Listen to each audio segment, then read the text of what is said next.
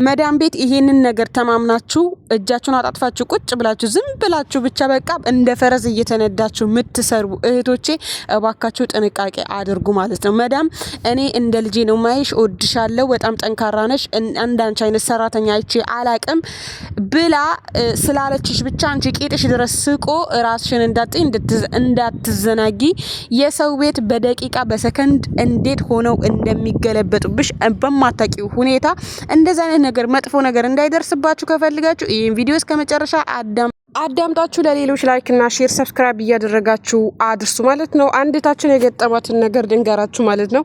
አረቦቹ በጣም ነው የሚወዷት፣ በጣም ነው እንደሚያከብሯት የምታቀው። ምክንያቱም የመጣችው በአንድ ሺህ ብር ነው። ከ4 ወር በኋላ ደግሞ 1200 አድርገውላት በጣም እንወድሻለን፣ በጣም እናከብርሻለን፣ እንዳንቺ አይነት ሰራተኛ አይተናናቅም እያሏት ድፍን 2 አመት ድረስ እሷም ደስተኛ ናት፣ እነሱም በሷ ደስተኛ እንደሆኑ ነው ሁሉ ጊዜ የሚነግሯት ማለት ነው። እቺታችን ያው የሰራችው ስህተት ምንድነው? እሷም ደስተኛ ሆነ እነሱም ደስተኛ እንደሆኑ አስመስለው ቀጠሉና 2 አመቷን ጨርሳ። ግን በጣም የሚያመውና የሚያሳዝነው ነገር ስህተቷ ምንድነው ብትሉኝ፣ እንዴት ከምን እንጠንቀቅ ብትሉኝ፣ የሆነ ቤት ውስጥ ስትሰሩ የሰው ቤት መሆኑን የሰው ሀገር መሆኑን አረቦቹ ቤተሰቦቻችሁ እንዳልሆኑ በአሁኑ ሰዓት እኮ ጥፋት ካጠፋችሁ ወይም ደግሞ ጥፋት ሳታጠፉን ከከበዳቻት እናታችሁ ራሱ የሆነ ትቆጣለች። በነገራችን ላይ ትቀየራለች እኮ እናትም ሲበዛበት ትቀየራለች። እና ምንድነው ድፍን 2 አመት ስትሰራ 5 ሳንቲም ለራሱ አላስቀመጠችም ነበረ ማለት ነው። ምክንያቱም እነሱ ጥሩ ነሽ ብለው ሁሌም ስለሚያመሰግኗት ደሞዟም ስለጨመሩላት በቃ ደግሜ እዛ ቤት እሰራለሁ ብላ ነበር ያሰበችው ማለት ነው ነው። ከዛ 2 አመት ለ2 አመት 1 ወር ሲቀራት በቃ ልትሳፈር እንደሆነና ትኬት እንደቆረጡላት ከወር ቀደም ብለው እንዲቀንስ ማለት ነው። ከወር ቀደም ብለው ትኬት እንደቆረጡላትና እንድትሳፈር እንደፈለጉ ነገሯት። ከዛ በኋላ እሷ ደነገጠች። የመጣባት የወረደባት ዱቢዳ ነው በቃ ያጣችው ማለት ነው። ምክንያቱም በጨረሻ አላሰበችውም። እኔ እኮ 5 ሳንቲም እጄ ላይ የለም መስራት ፈልጋለሁ ብላ እግራቸውን ስር ተንበረከከች።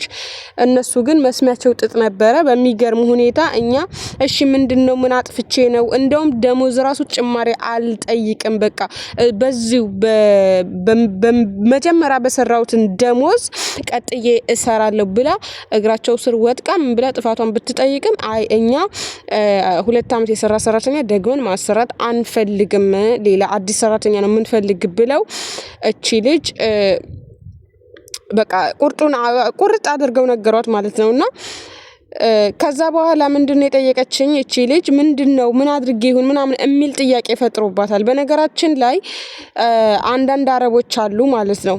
አንዳንድ አረቦች አሉ 2 አመት ከሰራችሁ በኋላ እንኳን እነሱ ቤት አገሪቱ ላይ ራሱ እንድትሰሩ የማይፈልጉ አረቦች፣ ክፉ አረቦች አሉ፣ እንድትለወጡ የማይፈልጉ በቃ የሆነ የቤታቸውን ሚስጥር አውጣታችሁ ለሌላ ሰው የምትናገሩ ምናምን የሚመስላቸው በቃ ምን እንደሆነ ባላቀም ብቻ ጭራሽ አገሪቱ ላይ እንኳን እንድትሰሩ የማይፈልጉ ብሎክ አድርገው የሚሸኙ ያላደረጋችሁትን ነገር ወንጀል አድርጋለች ምናምን ብለው ተሚም አድርገው ድጋሚ እዚህ ሀገር እንዳትገቡ አድርገው የሚሸኙ አረቦች አሉ ማለት ነው። እና ምንድነው ልለፈለኩት የሰው ልጅ ይቀየራል። እንኳን የሰው ሀገር ባዳ ሰው ይቅርና አሁን ላይ በኢትዮጵያዊ ራሱ ሰው እየተገዳደለ ነው ያለው። በአንድ ቤት እንኳን 2 ኢትዮጵያውያን ምስኪን ሰራተኞች እንኳን ሊስማሙ አልቻሉም። ያልቻሉበት ዘመን ላይ ነው ያለ ነው። ምንድነው ስህተት አትስሩ። ለማንኛውም ሰራችሁም አልሰራችሁም ገንዘባችሁን አስቀምጡ። በቃ በየትኛውም ታይም አንዳንድ መዳሞች እኮ አሉ እኔ አሽቀንጥሬ ነው ምጥልሽ አሳፍርሻለሁ የሚሉን ለምን ይመስላችኋል? ደሃ ሆነን ከድህነታችን እማንማር ሰዎች ስለሆንን ነው። አንድ ሰው ደሃ ከሆነ ከዛ ግን አልহামዱሊላህ ጤና አለን። ደሃ ሰው ያው ጤና የሌለው ሰው ነው ደሃው ሰው። ግን ደግሞ ደሃ ነን። እዚህ ቤት እኛ እድሜያችን መውለድ እያማረን ከባላቻችን ጋር መኖር፣ ከቤተሰቦቻችን ከፋሚሊዎቻችን ከልጆቻችን ጋር መኖር እያማረን ያን ሁሉ ደስታ ሉዝ አድርገን እነሱ ሽንት ቤታቸውን እያጸዳን ነው ለገንዘብ ብለን እንደዛ እድሜያችንን ሉዝ አድርገን የሰራነውን ገንዘብ ግን ስናጠፋው በአግባቡ ሊሆን ይገባል። ለቤተሰብም ስንሰጥ ለቤተሰብም ስንረዳ በአግባቡ ሊሆን ይችላል። አብዛኛው ቤተሰቦቻችን ክፍለ ሀገር ነው የሚኖሩት ማለት ነው። በቃ መስጠት ያለብን ራሳችን ካጠነከርን በኋላ እንደዚህ ስላችሁ የሚረባቸው ከሆነ የቤት ክራይ ከሆነ ቀለብ ከሆነ እንግዛላቸው፣ ችግር የለውም። በወር እኮ 200 ወይም ደግሞ 300 ብናወጣ እኮ በቂያቸው ነው። ያንን ማስቀመጥ መቻል። ደሞዛችሁ 1000 ከሆነ ቢያንስ 300 እንኳን ቤት ክራይ ያለባቸው ብዙ ነገር የሚገዙ ከሆነ 300 ሪያል ወይም 300 ድራም በቂ ነው። የቀረውን አስቀምጡት። ለምን ቤት መግዛት ላትችሉ ትችላላችሁ፣ ቤት መስራት ላትችሉ ትችላላችሁ። ግን ብሩ በተቀመጠ ቁጥር ሪያሉ በያዛችሁት ቁጥር ዶላሩም እንደዛ እየጨመረ ይመጣል። እናንተም ሞራናችሁ ቦግ እያለ ይመጣል ማለት ነው።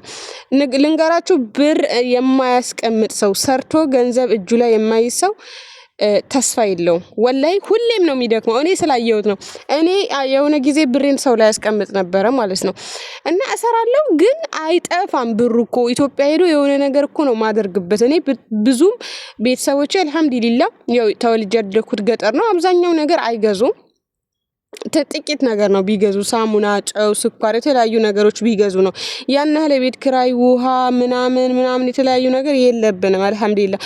ግን የሆነ ነገር እኮ ለራሴ እያረኩ ነው። ሆኖም ግን ብሩ እጄ ላይ ሳይኖርና ብሩ እጅ ላይ ሲኖር ወላይ በጣም ለውጣለሁ። ሹፉ በዚህ ወር 1500 ወይም ደግሞ 1000 ብር ካስቀመጣችሁ ቀጣይ እንዴት አድርጌ 2000 ብር አድርጌ ላስቀምጠው ነው የምትሉት። ከዛም በኋላ ቢደክማችሁ እንኳን ኢነርጂ ይኖራችኋል፣ ጉልበት ይኖራችኋል። በቃ ይሄ ብር ተስፋ ይሰጣችኋል ማለት ነውና ምናችሁ ነው የሚያማቸው? እቺ ልጅም ቢሮ ውሰደኝ ብትል አንወስድሽም፣ አገርሽ ነው። እዚህ ቤት በቅናሽም ቢሆን ልስራ አልሰራም። አያችሁ እግሯቸው ስር ወርዳ ዝቅ ብላ ብትለምናቸው አይሆንም አሏት።